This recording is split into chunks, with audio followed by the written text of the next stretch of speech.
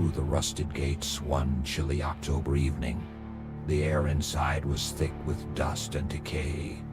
Graffiti covered the walls, a chaotic mix of colorful tags and ominous messages. "Get out." One scrawled in red paint. "Don't trust them," another warned. Maya shivered as she read the words aloud, her voice echoing down the empty hallway. "Relax," Jake said, grinning. "It's just some kids trying to scare people. Let's keep moving." They ventured deeper into the asylum, their flashlights cutting through the oppressive darkness. The floor creaked beneath their feet, and the air grew colder with every step. They passed rows of empty patient rooms, their doors hanging ajar like gaping mouths. Some rooms still contained rusted bed frames and broken furniture, remnants of the lives that had been lived and lost here. "Check this out," Ryan called, shining his flashlight into a large room. The beam illuminated an old operating theater, its walls stained with what looked like dried blood. Rusty surgical tools lay scattered across a metal table, and a gurney stood in the center of the room, its wheels caked with grime. "This place gives me the creeps," Sarah muttered, hugging herself. "Come on, it's just an old hospital," Chris said, though his voice lacked its usual confidence.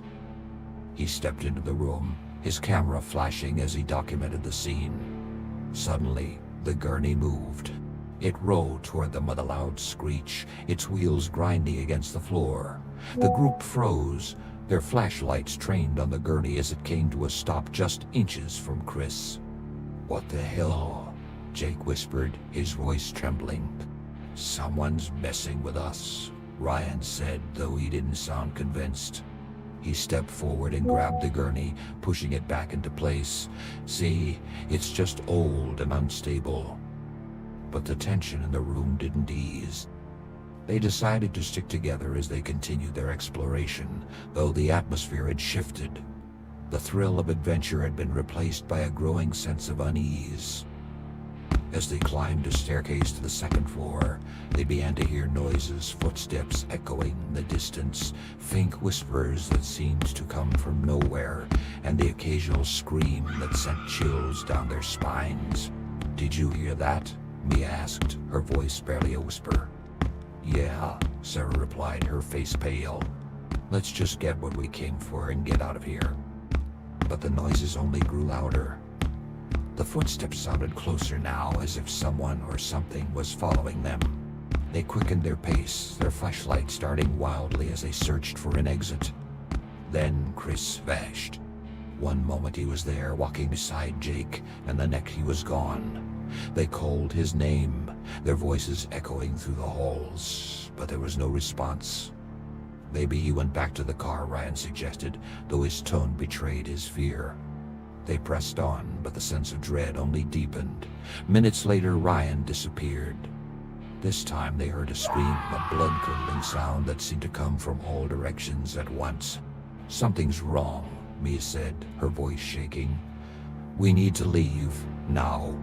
But the asylum had other plans. The corridors seemed to shift, leading them in circles. The whispers grew louder, more insistent, and the footsteps were right behind them now. Jake was the next to go. He had been walking ahead, his flashlight cutting through the darkness, when he suddenly stopped. "Do you see that?" he asked, pointing to a shadowy figure at the end of the hall. Before anyone could respond, the figure lunged forward and Jake was gone. Mia and Sarah ran, their hearts pounding as they searched for a way out, but the asylum was a maze and the shadows seemed to close in around them. Finally, they found themselves back in the operating room. The gurney was there again, its wheels stained with fresh blood. Sarah screamed as a pair of hands grabbed her from behind, dragging her into the darkness. Mia was alone now. She backed into a corner, her flashlight flickering as the batteries died. The whispers surrounded her, growing louder and more menacing. Then the lights came on. The operating room was bathed in a harsh fluorescent glow. Mia blinked, her eyes adjusting to the sudden brightness. When she opened them, she was no longer alone. Shadowy figures surrounded her, their faces obscured by bloodied surgical masks. They moved with unnatural precision, their gloved hands reaching for her. Maya tried to scream, but no sound came out. She struggled as they strapped her to the gurney, her limbs bound with leather restraints. The last thing she saw was a figure holding a rusted scalpel, its blade glinting in the light. Her final scream joined the others, echoing through the halls of the asylum as the shadows closed in. Outside, the gates of the asylum creaked shut, sealing the secrets within. The urban explorers were never seen again, but their screams could still be heard on quiet nights in the dark corners of the abandoned asylum.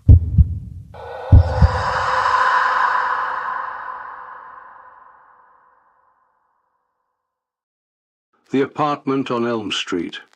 Cassie and Mark were newlyweds, eager to start their life together. When they found a cheap apartment on Elm Street, it felt like a lucky break. The landlord, an elderly man with weary eyes, mentioned the high turnover rate but brushed it off as bad luck. Desperate for a place of their own, they signed the lease without hesitation. At first, everything seemed fine. The apartment was small but cozy, with creaky wooden floors and outdated wallpaper. But within a week, Cassie started hearing faint knocks on the walls at night. At first, she thought it was just the old building settling, but soon the knocks became rhythmic, deliberate. Then came the muffled sobs, low, pained sounds that seemed to come from inside the walls. Mark dismissed her concerns. "It's probably just the pipes," he said, pulling her close. "Old buildings make weird noises." But Cassie wasn't convinced. The atmosphere in the apartment felt off, like they were being watched. Shadows moved in the corners of her vision, disappearing when she turned her head. Then came the night in the bathroom. Mark had gone to brush his teeth before bed.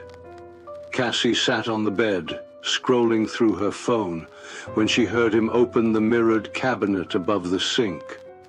She glanced up, and her blood ran cold. Through the mirror, she saw a pale figure standing behind Mark. Its eyes were hollow, its mouth twisted in a silent scream. Before she could scream herself, it vanished. "Mark!" she gasped, rushing to him. "What?" He turned, confused. "There was someone behind you," she stammered. Mark checked the bathroom, even opened the shower curtain, but there was nothing. "Cass, you're scaring yourself." That night, Cassie hardly slept. A week later, she woke in the middle of the night to find Mark gone. The sheets beside her were cold. Dread settled in her stomach as she noticed something else. Dark streaks leading from their bed to the closet. Heart hammering, she stood and hesitantly approached the closet door. She reached out, hand trembling, and pulled it open. Inside there was no Mark, only a note smeared in crimson, stuck to the back wall. "Welcome home." Cassie staggered back, breath hitching, the sobs, the whispers, the figure in the mirror. It had all been leading to this. Morning arrived with pale light filtering through the blinds. The apartment was empty. Mark was gone. Everything of his clothes, his toothbrush, his shoes, had vanished, as if he had never been there. Cassie ran to the neighbors, pounding on their doors, begging for help. But they only looked at her in confusion. "That apartment's been empty for years," one said. "No one's lived there since—" A scream ripped from Cassie's throat, echoing down the halls. Somewhere behind her, the knocking began again.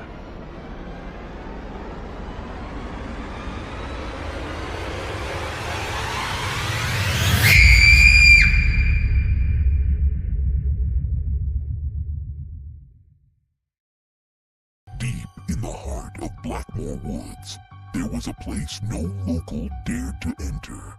The Whispering Forest. Stories swirled about those who ventured in, never to be seen again. Some claimed the trees themselves were alive, that they murmured in voices too faint to understand. Others whispered of an ancient presence, something that lurked beyond sight, waiting for those foolish enough to trespass. When a group of college friends, Mark, Olivia, Jake, and Hannah, heard about the legend, they dismissed it as backwoods superstition. They were seasoned campers after all. Ghost stories didn't scare them. If anything, the challenge excited them. Armed with tents, flashlights, and enough supplies for a weekend, they set off into Blackmore Woods, ready to prove the myths wrong. The first day passed uneventfully. The air was crisp, the sky clear. They followed a barely visible path marked only by occasional rusted trail signs, half swallowed by the earth. As the sun dipped below the treetops, they found a small clearing and set up camp. Night fell fast, swallowing the warmth of day. As they sat around the fire, laughing and sharing drinks, Olivia suddenly hushed them. "Listen," she whispered. The others fell silent. A faint murmur drifted through the trees. It wasn't the rustling of leaves or the wind's sigh. It was voices. Soft, unintelligible, overlapping whispers. They exchanged uneasy glances. "Probably just the wind," Jake said, though his voice lacked confidence. The murmurs persisted, growing in volume yet never distinct enough to make out words. A shiver ran down Mark's spine. "Weird acoustics," Olivia reasoned, shaking off the unease. "Let's just get some sleep." They retired to their tents, but sleep was elusive. The whispers didn't stop. They wove through the trees, rising and falling, always just on the edge of comprehension. Then, sometime past midnight, a scream split the night. Mark bolted upright. The others scrambled out of their tents, their flashlights slicing through the darkness. Hannah was staring at the ground, shaking. "Something grabbed me," she gasped. Mark aimed his flashlight where she pointed. His stomach clenched. A hand, pale, dirt-streaked, protruded from the earth, fingers curled as if frozen mid-clutch. "Jesus Christ," Jake muttered. He bent down, hesitated, then gingerly brushed away the loose soil. The hand wasn't attached to anything. It had been severed cleanly at the wrist. Panic set in. They argued whether to leave immediately or wait for daylight. In the end, exhaustion won. They huddled close, fire burning low, waiting for dawn. When morning came, Hannah was gone. Their frantic shouts echoed through the woods, but there was no response. Then Olivia spotted something. Scraps of Hannah's clothing, bloodied and torn, dangling from the branches far above their heads. The whispers had changed. No longer soft, they had turned to low, pained wails. The trees themselves seemed to lean inward. Then, from the shadows, something moved. A towering figure, shrouded in darkness, with glowing hollow eyes. It didn't walk, it glided. A heavy presence filled the air, suffocating and cold. The thing reached out, its elongated fingers impossibly thin and sharp. They ran. Mark and Olivia sprinted blindly through the trees, branches whipping at their faces. The whispers turned into screams, the shadows writhing as if alive. The ground felt unsteady, as though something beneath the surface pulsed and twisted. Jake was right behind them, until he wasn't. One moment he was there, the next he was gone. A strangled cry cut short. The forest's edge loomed ahead, bathed in the gray light of dawn. Mark and Olivia didn't stop running until they collapsed on the road. They never spoke of what they saw, not to each other, not to anyone. Blackmore Woods remained untouched, and the whispering forest claimed more souls. The whispers never ceased. They were always there, waiting for the next foolish traveler to listen too closely.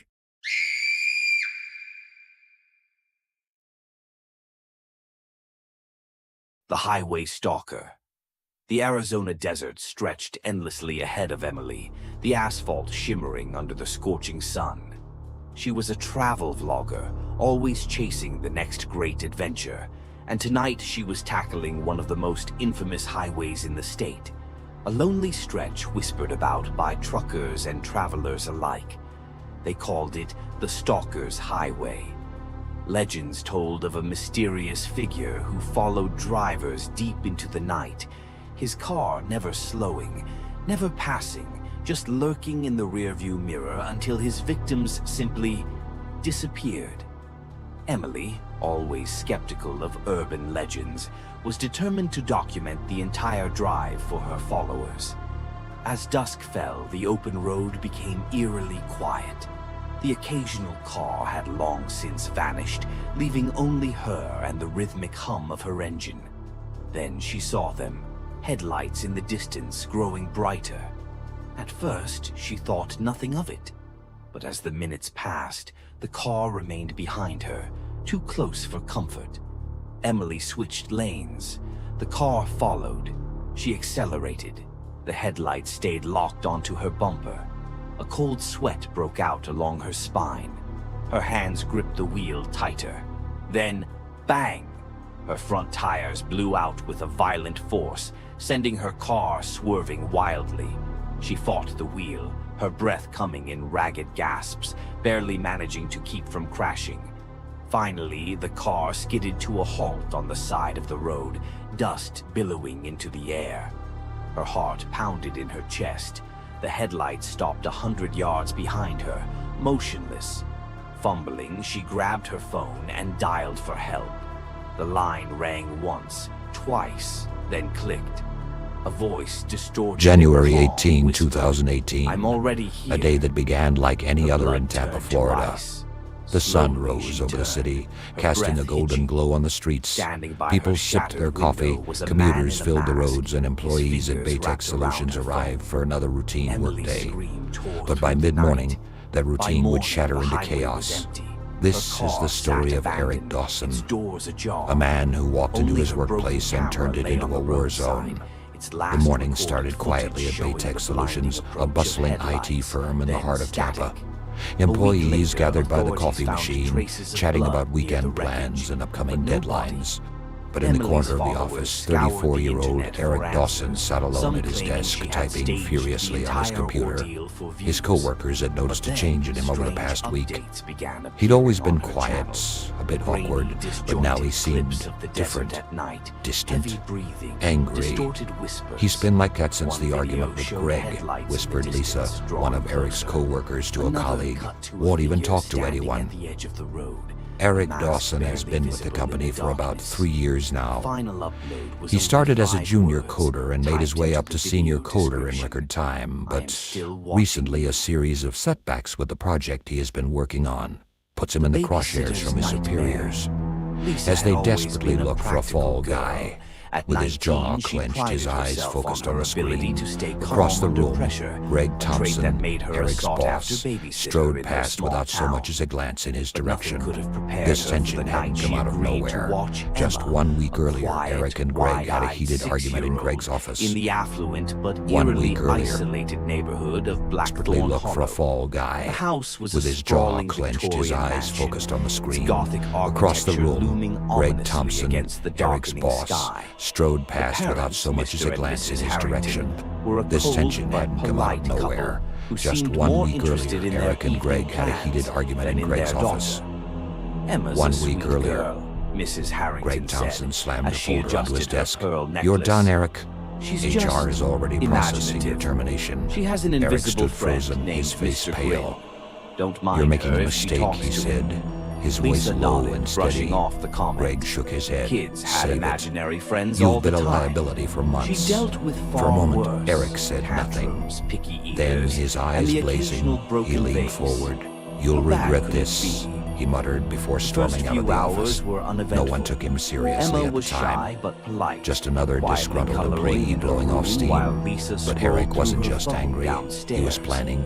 The house On was the morning of unnervingly January quiet, 18, the kind at of around silence that made your 8:15 ears ring. a.m., Every at the creak of Baytech parking lot, floorboards or Eric rustle of Dawson the wind stepped out of a black outside sedan. felt A amplified, duffel bag but swung over Lisa his shoulder. chalked it up to the He old walked house's toward the building, quirks. his face Then, expressionless. as the A storm security rolled guard in, smirked as Eric things approached. began to change. Heard you got The canned, first sign man. was Emma's Do you need a whispering. visitor pass? Lisa had gone Eric upstairs didn't to smile. check on her and found the girl No, sitting he said flatly, cross-legged on her brushing bed, past the guard staring and heading for the intently side at the door. darkest corner of The one with room. the broken Her keypad. lips moved Inside the silently, office, as laughter if she were filled the deep in air. conversation. Greg Thompson's Emma? voice Lisa boomed called from his softly, glass-walled not office as wanting he to talked on the startle her. phone. The girl Best decision turned, I ever her made, eyes firing wide that and lunatic. unblinking.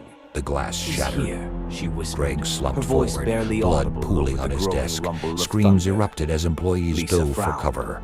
"Who's Eric here, moved sweetie?" methodically through the office, "Mr. his gun Green," raised. Emma said, He kicked pointing open to the the corner. IT server room "He's been where two waiting for technicians you." froze in Before terror. Lisa could respond, You shouldn't a have flash laughed, of lightning Eric lit said up the calmly room. before pulling For the a trigger. split second, The office the corner descended was into chaos.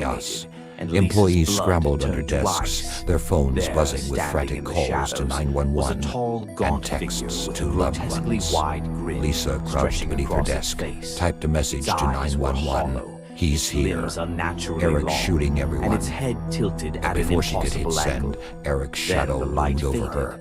and the The figure was standoff. gone. Lisa's heart Outside, pounded sirens in her chest. wailed as police cars She swarmed blinked, the parking trying to lot. convince herself SWAT it was teams just a took trick of the position, light, their rifles a shadow trained on the cast building. by the storm. Eric, But the image was her, seared into the her mind. standoff.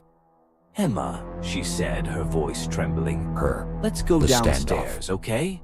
We can watch a movie, or—" Before she could finish, the door to Emma's room slammed shut with a deafening crash.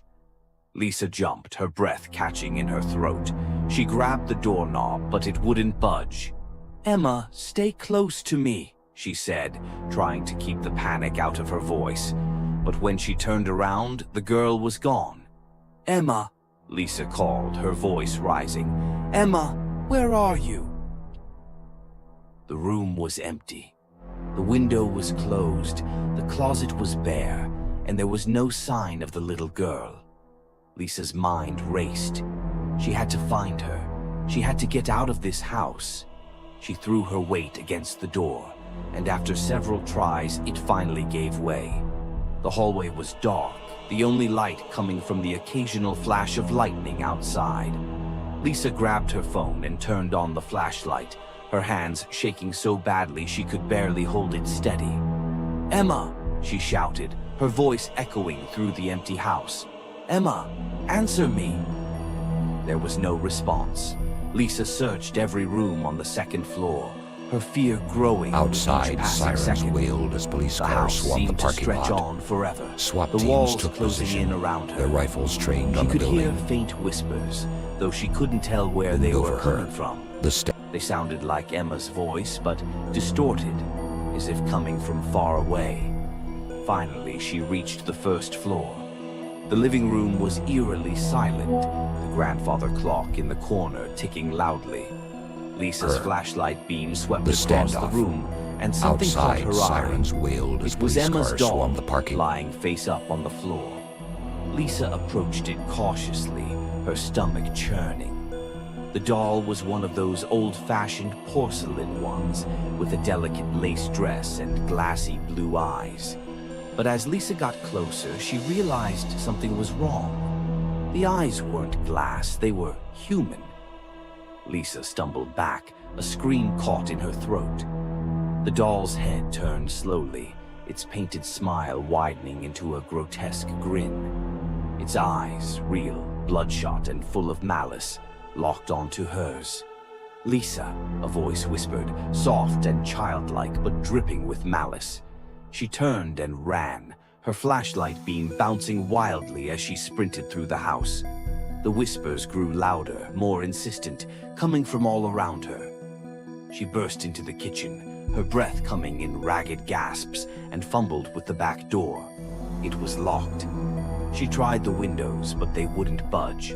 The whispers were deafening now, a cacophony of voices chanting her name. She turned, pressing her back against the door, and saw it. Mr. Grin. He stood at the edge of the kitchen, his tall skeletal frame hunched to fit Loomed under the over her. ceiling. His grin The standoff. stretched wider than should have been Outside, possible, sirens wailed revealing as police rows cars of swarmed the jagged parking yellow lot. teeth. SWAT His teams took hollow eyes position, bore into their hers, rifles and he trained took on the a step building. forward. Eric His emerged through the movements side jerky and door, unnatural. his duffel bag still in Lisa hand. screamed, He but scanned no the sound scene. came out. Police She could feel the darkness closing teams in, took position, suffocating their her. rifles trained on The the last thing she saw was Mr. Grin's face, inches from hers, Their his breath cold and rancid. When the police arrived the next morning, responding to a concerned call from the Harringtons, they found the house empty. There was no sign of Lisa, no trace of Emma, and no evidence of an intruder. The only thing they wailed found as police was the cars dog, swarmed the parking sitting lot. upright on the SWAT living room teams took couch, position, its human their eyes rifles trained on the staring building. blankly ahead. Eric emerged through the side door, his duffel bag still in hand. He scanned the scene, police cruisers blocking his car, officers shouting through megaphone. Eric Dawson, drop your weapon. Eric's eyes darted to his car, then to the officers advancing toward him.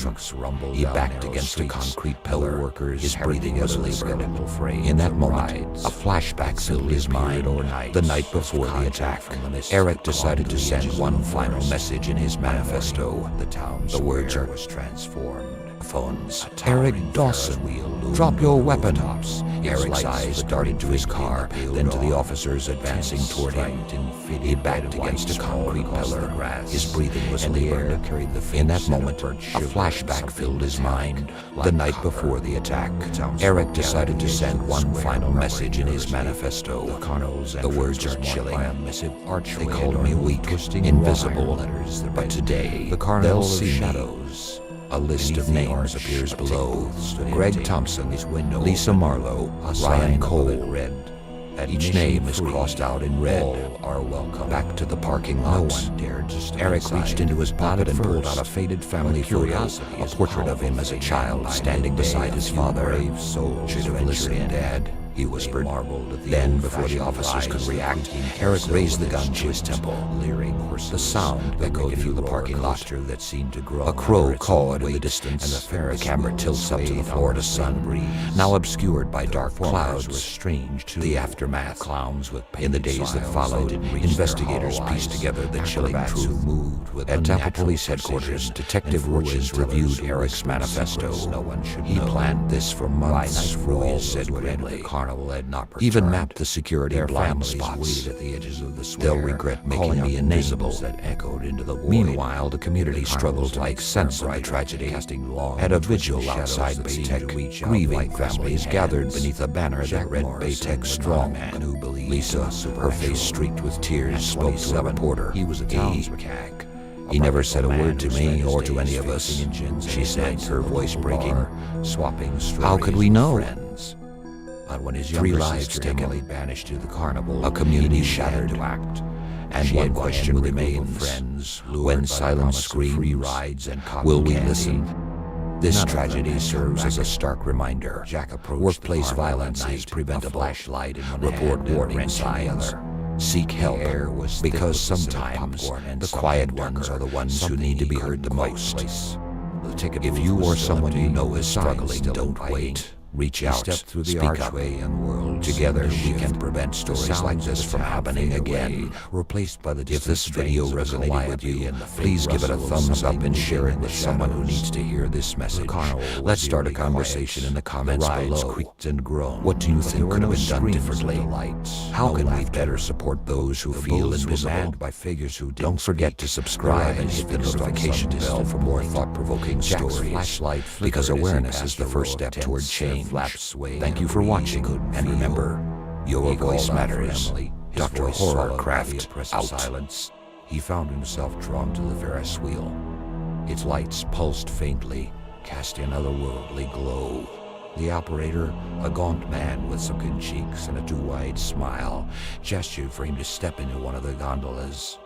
Jack hesitated, but man's hollow eyes bored to him, and he felt an inexplicable compulsion to obey.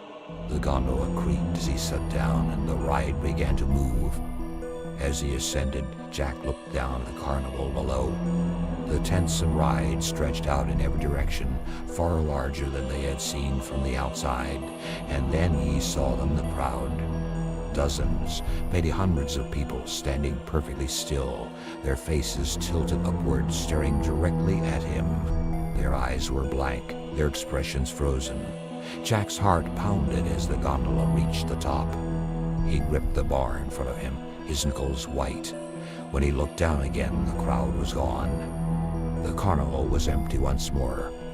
The gondola descended and Jack stumbled out, his legs unsteady. He needed to find Emily and get out of this place. As he wandered deeper into the carnival, he came across a large tent with a sign that read, Hall of Mirrors. The entrance was draped in black velvet, and a faint cold light spilled out from within. Jack hesitated, but something compelled him to step inside.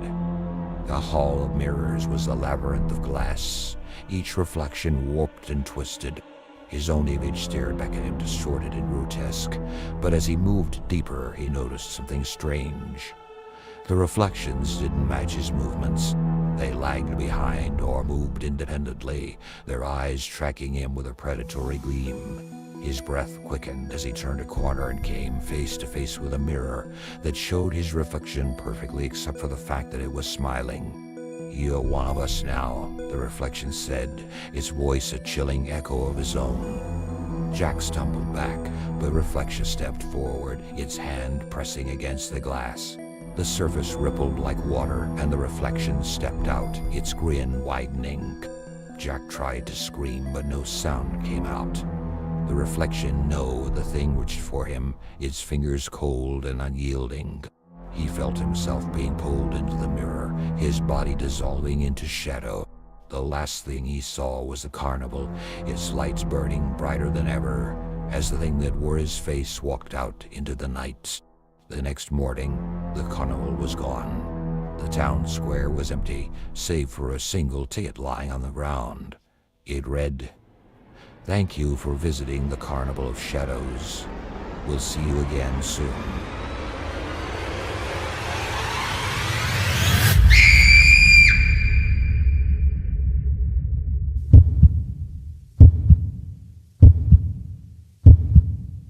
The Midnight Caller. Sarah had always loved her quiet suburban home. Nestled at the end of a cul-de-sac, it was the perfect retreat from the chaos of the city. The house was modest but cozy, with a large backyard that she had filled with flowers and a small vegetable garden. It was her sanctuary, a place where she could unwind after long days at work, but that night her sanctuary would become a prison of fear. It was just past midnight when the phone rang. Sarah, curled up on the couch with a book, frowned at the unfamiliar number flashing on her screen. She hesitated for a moment before answering, her voice cautious. "Hello?" There was a pause, and then a low, raspy whisper sent chills down her spine. "I'm watching you." Her heart skipped a beat. "Who is this?" she demanded, her voice trembling. The line went dead. Sarah stared at the phone, her mind racing. It had to be a prank, right? Some bored teenager trying to scare her. She shook her head, trying to dismiss the unease creeping over her, but before she could set the phone down, it buzzed again. This time, it was a picture. Her blood ran cold. The photo was of her, sitting on the couch, taken from outside the window. The angle was unmistakable. Someone had been standing in her backyard, watching her through the glass. Her hands shook as she zoomed in on the image, her mind screaming that this couldn't be real. But it was.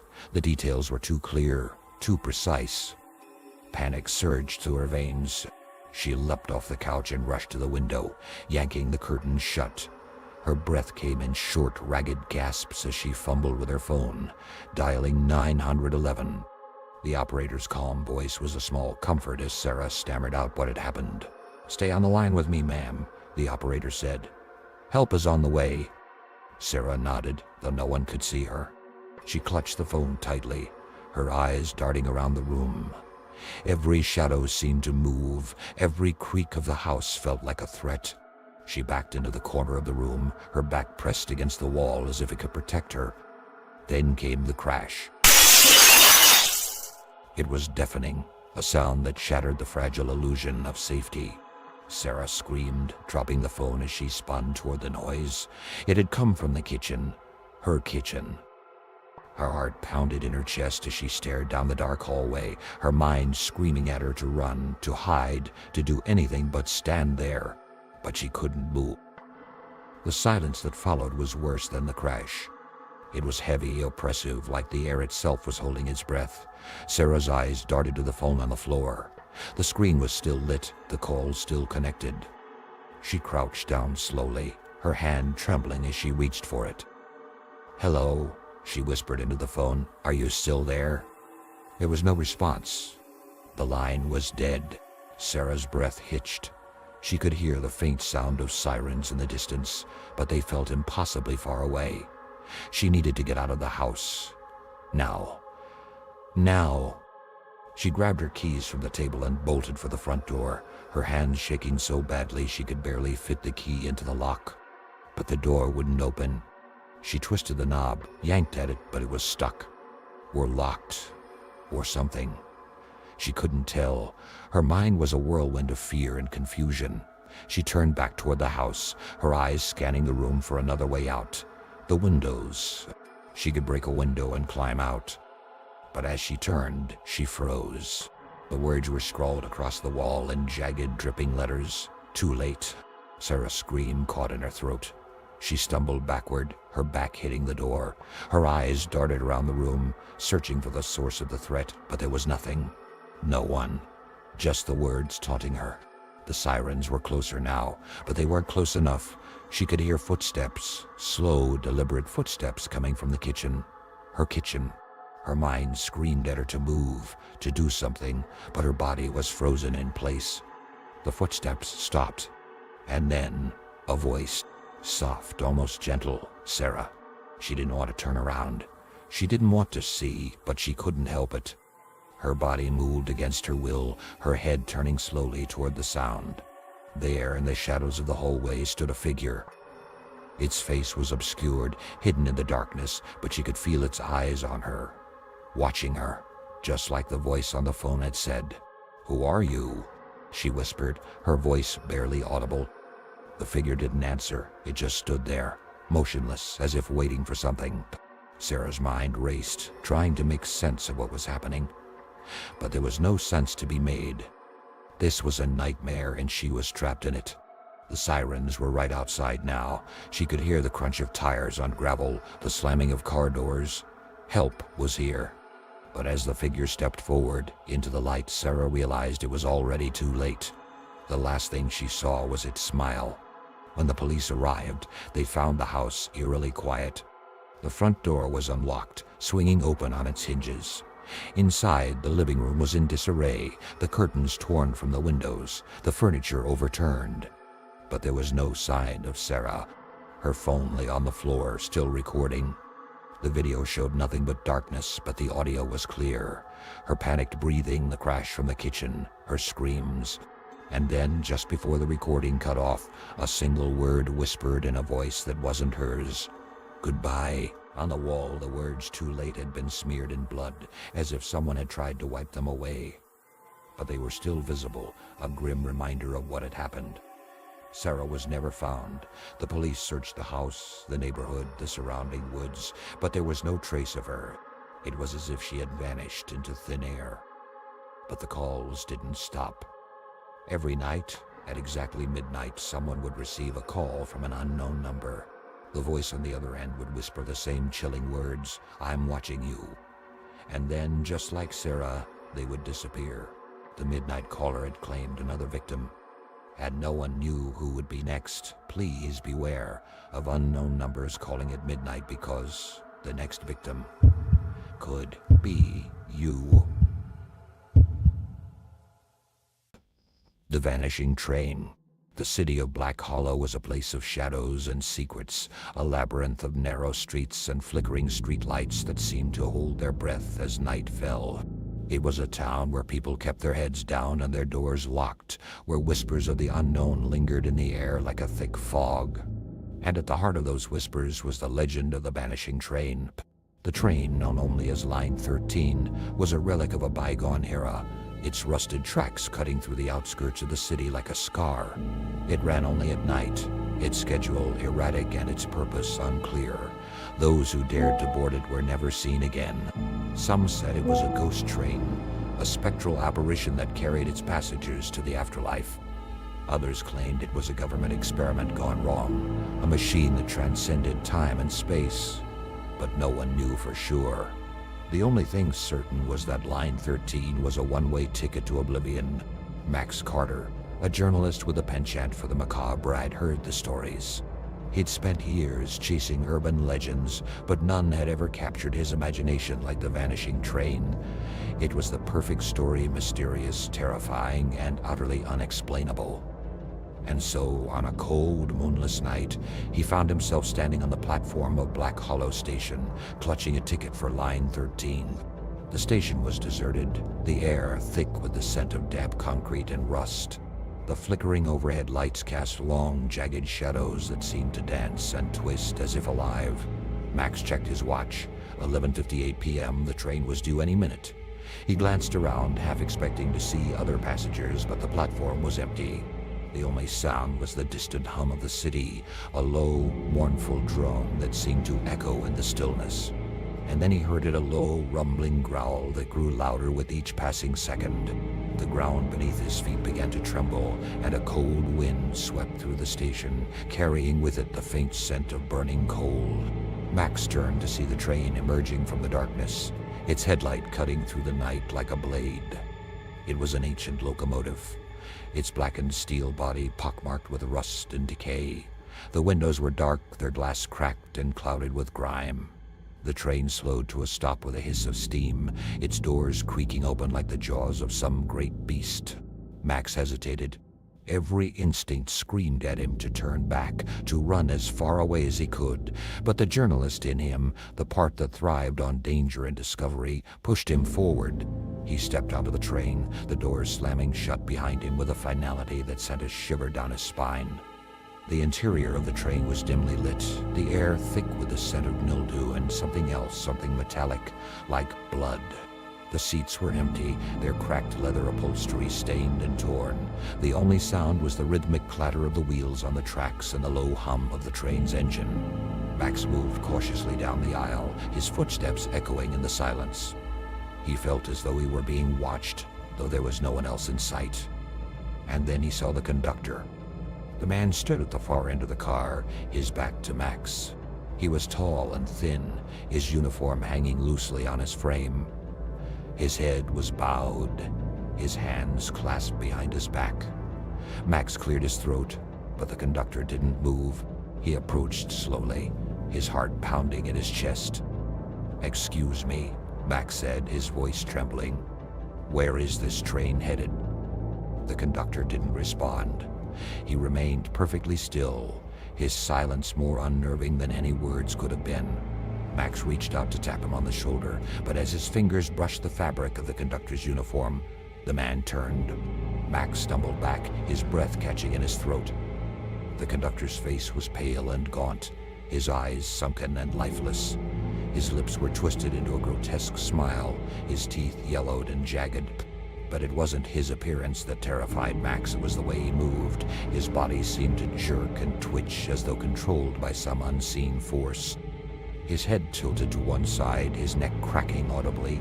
"You're not supposed to be here," the conductor whispered, his voice a dry, rasping croak. Before Max could respond, the train lurched forward, its speed increasing rapidly. The cityscape outside the windows blurred into a swirling darkness, the lights of the city fading into nothingness.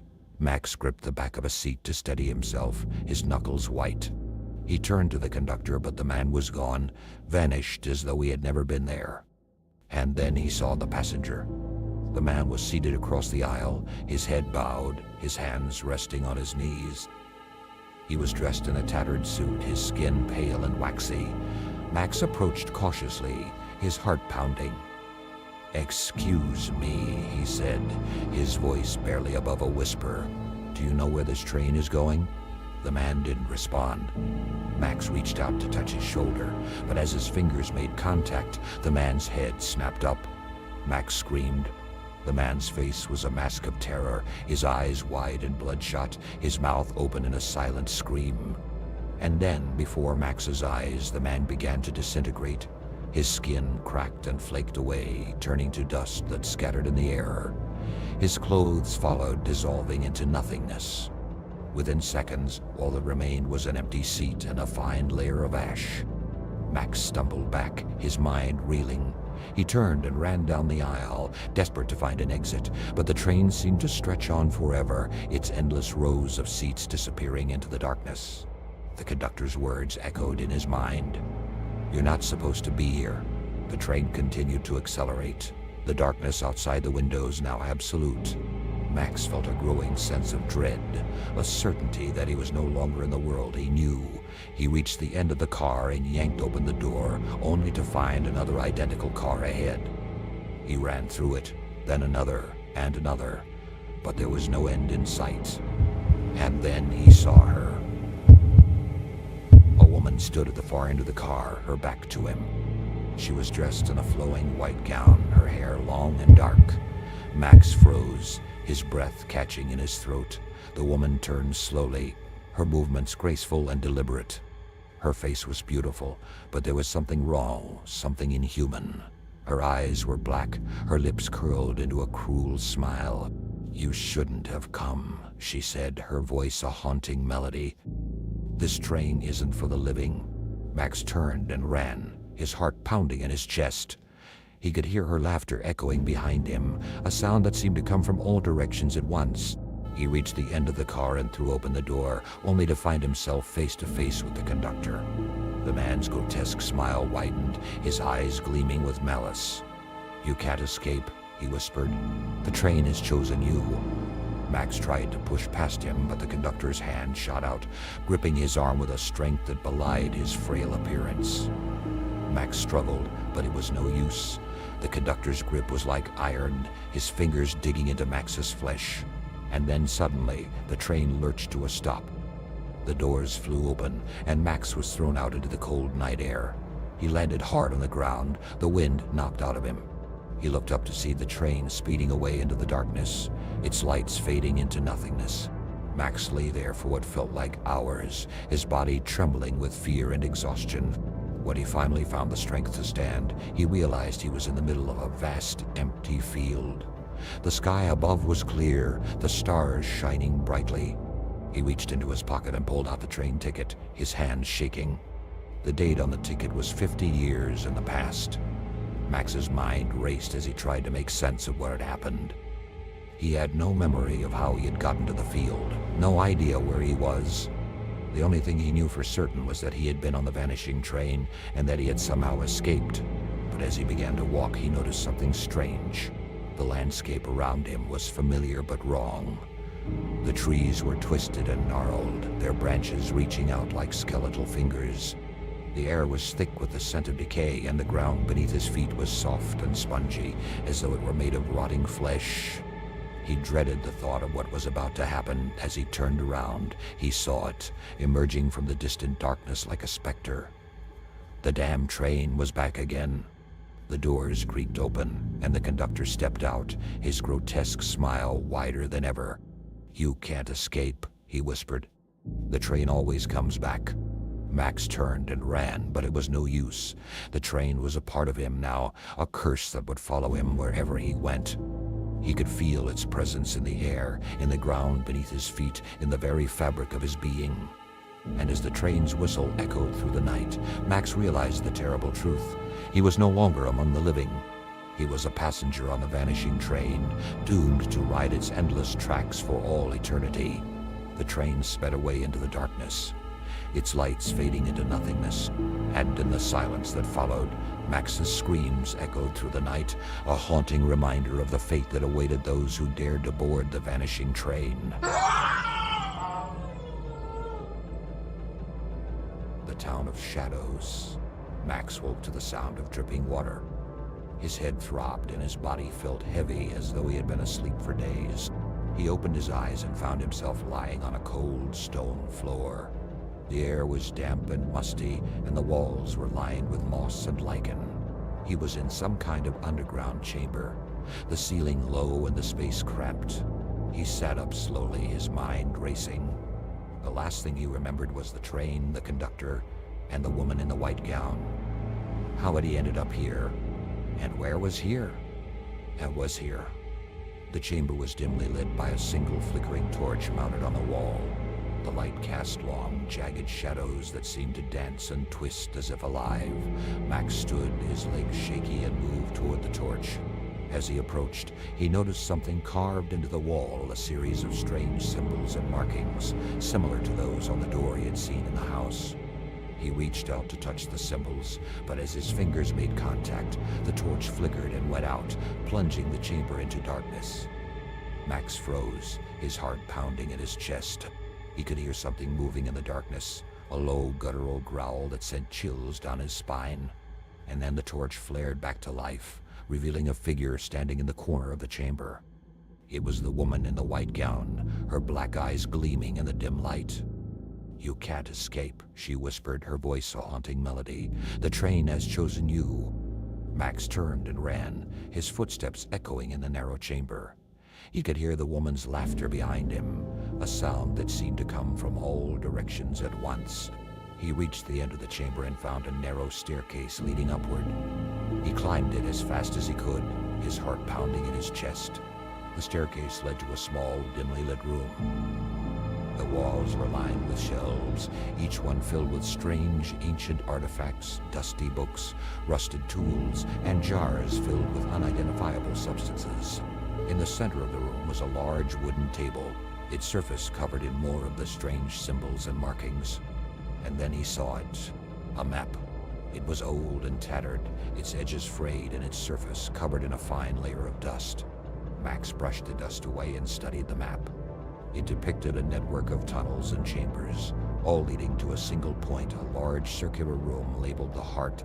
Max didn't know what the Heart was, but he knew he had to find it.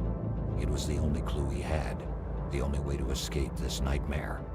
He folded the map and tucked it into his pocket, then turned to leave the room. But as he reached the door, he heard the low rumbling growl of the train. It was coming from somewhere below, its sound growing louder with each passing second. Max didn't wait to find out what it meant. He ran, following the map through the labyrinth of tunnels and chambers. The air grew colder as he descended deeper into the earth, the walls lined with frost and the ground slick with ice. The sound of the train grew louder, its whistle echoing through the tunnels like a mournful wail. And then he saw it. The Heart. It was a vast circular chamber, its walls lined with ancient machinery and its ceiling lost in shadow. In the center of the chamber was a large, pulsating mass of flesh and metal, its surface covered in veins and wires. It was alive, its rhythmic pulsing filling the chamber with a low, humming sound.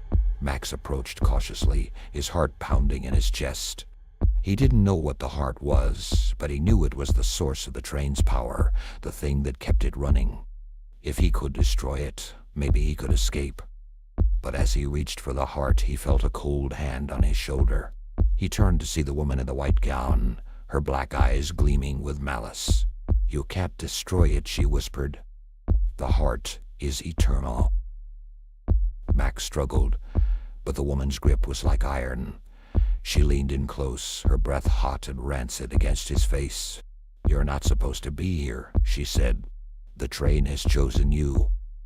And then, suddenly, the chamber was filled with the sound of the train's whistle. The Heart began to pulse faster, its veins and wires glowing with a bright, blinding light. Max felt a searing pain in his chest, as though his heart were being ripped from his body. He screamed, but no sound came out, and then everything went black.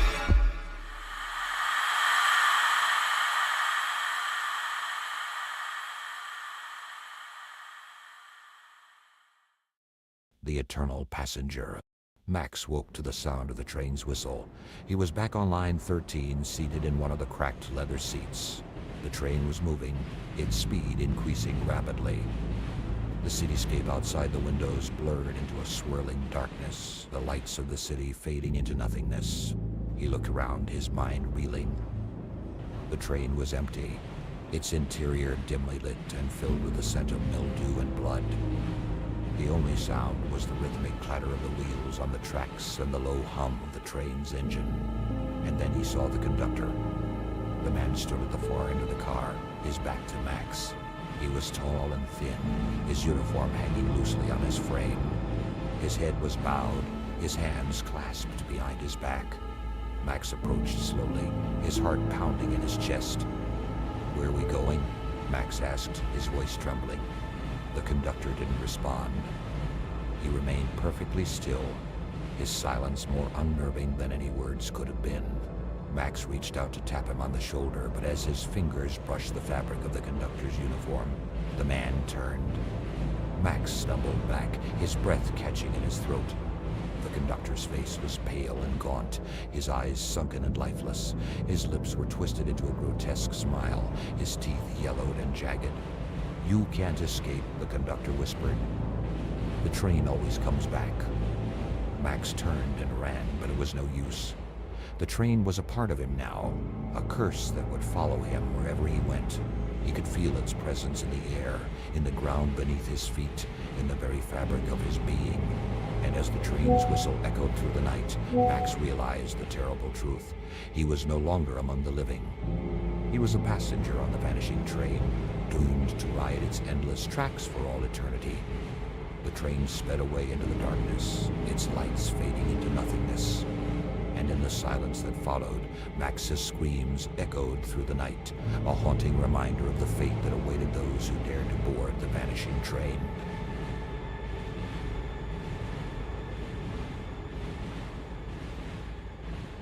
And with that, doctors, we come to the conclusion of the live stream.